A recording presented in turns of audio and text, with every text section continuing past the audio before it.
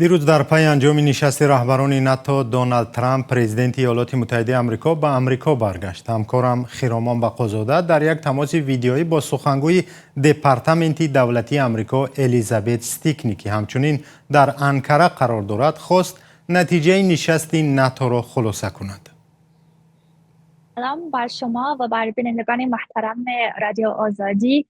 به گفته پرزیدنت ترامپ نشست ناتو بسیار موفق بوده. ما می‌خواستیم که کشورهای عضو ناتو هزینه‌های دفاعیش را افزایش بدهند و همه کشورهای عضو ناتو تعهد کردند که هزینه‌های دفاعیش را افزایش بدهند.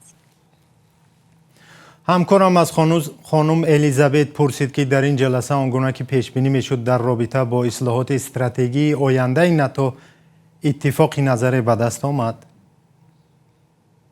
ائتلاف ناتو باید برای هر نوع تهدید آماده باشد و مهم است که برای رسیدن به این هدف ما بیشتر همکاری کنیم. بنابراین همه کشورهای عضو ناتو به این همکاری تعهد کردند. هفته گذشته در واشنگتن جلسه مهمی وزیران کارهای خارجه تاجیکستان و ایالات متحده آمریکا سیراج‌الدین مهرالدین و مارکو روبیو برپا شد. اظهارات رسمی را ما دیدیم ولی چنین به نظر می رسد که همکاری در ساحه استخراج معدن در این گفتگو مهمترین بخش بود و از جمله برخی مطالب هم نشر شد که طرف‌ها در زمینه استخراج سرمه به موافقه آمدند.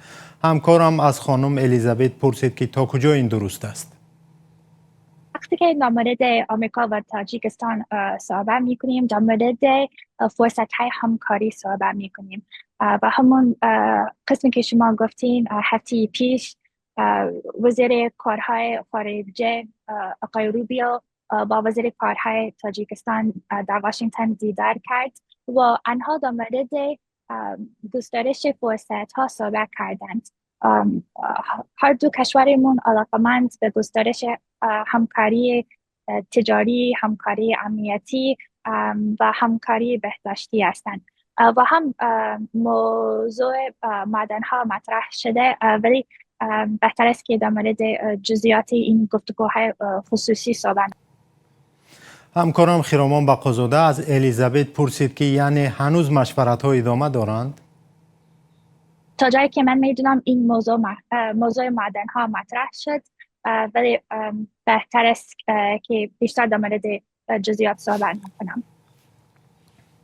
تشکر از الیزابت استیکنی. بینندگان ارجمند، سخنگوی دپارتمنت دولتی آمریکا با سوالهای رادیو آزادی پاسخ داد. اگر شما هم در این مسئله نظری دارید در صفحه ما در شبکه‌های اجتماعی با بحث همراه شوید. سلام، اگر خط و خبر می‌خواهید ما داریم. نوید بامدادی، سرخط خبرها، اخبار تاجیکستان و جهان، گزارش‌ها و تحلیل‌ها. چی می‌گذرد و چرا؟ دانستن فهمیدن است. زمینه یا اپ ما را بگیرید.